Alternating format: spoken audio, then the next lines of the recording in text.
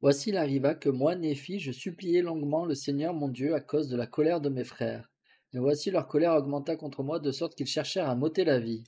Oui, ils murmurèrent contre moi, disant, notre frère cadet pense nous gouverner, et nous avons eu beaucoup d'épreuves à cause de lui. C'est pourquoi tuons-le maintenant, afin de ne plus être affligés à cause de ses paroles. Car voici nous ne voulons pas qu'il soit notre gouverneur, car il appartient à nous qui sommes les frères aînés de gouverner ce peuple. Or je n'écris pas sur ces plaques toutes les paroles qu'ils murmurèrent contre moi, mais il me suffit de dire qu'ils cherchèrent à m'ôter la vie. Il arriva que le Seigneur m'avertit que moi, Néphi, je devais les quitter et fuir dans le désert, ainsi que tous ceux qui voudraient aller avec moi.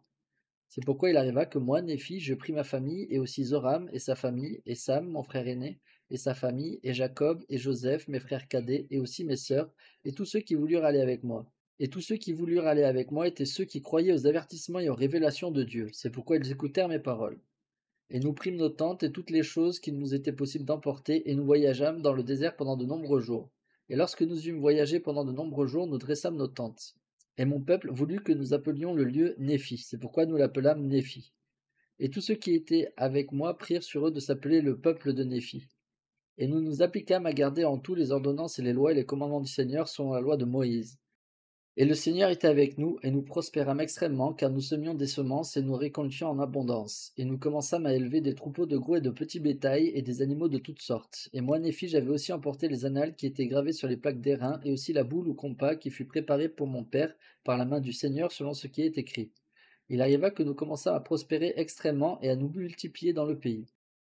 Et moi, Néphi, je pris l'épée de Laban, et d'après son modèle, je fis beaucoup d'épées, de peur que le peuple qui était appelé les Lamanites ne vînt d'une façon ou d'une autre fondre sur nous et nous faire périr. Car je connaissais sa haine envers moi et mes enfants et ceux qui étaient appelés mon peuple. Et j'enseignai à mon peuple à construire des bâtiments et à travailler toutes sortes de bois et de fer, de cuivre et d'airain, et d'acier et d'or et d'argent et de minerais précieux qui étaient en grande abondance. Et moi, Néphi, je construisis un temple, et je le construisis à la manière du temple de Salomon, sauf qu'il n'était pas construit d'autant de choses précieuses, car on ne les trouvait pas dans le pays. C'est pourquoi il ne pouvait pas être construit comme le temple de Salomon. Mais le genre de construction était semblable au temple de Salomon, et l'exécution en était extrêmement fine. Il arriva que moi, Néphi, je fis en sorte que mon peuple fût industrieux et travailla de ses mains. Il arriva qu'il voulut que je fusse son roi, mais moi, Néphi, je désirais qu'il n'y eût pas de roi. Néanmoins, je fis pour lui selon ce qui était en mon pouvoir. Et voici les paroles du Seigneur s'étaient accomplies pour mes frères, celles qui dit à leur sujet que je serai leur gouverneur et leur instructeur. C'est pourquoi j'avais été leur gouverneur et leur instructeur selon les commandements du Seigneur jusqu'au moment où ils cherchèrent à m'ôter la vie. C'est pourquoi la parole du Seigneur s'accomplit, celle qui m'adressa, disant, s'ils n'écoutent pas tes paroles, ils seront retranchés de la présence du Seigneur. Et voici, ils furent retranchés de sa présence. Et il avait fait tomber la malédiction sur eux, oui, une grande malédiction, à cause de leurs iniquités. Car voici, il s'était endurci le cœur contre lui, de sorte qu'ils étaient devenus semblables à un caillou.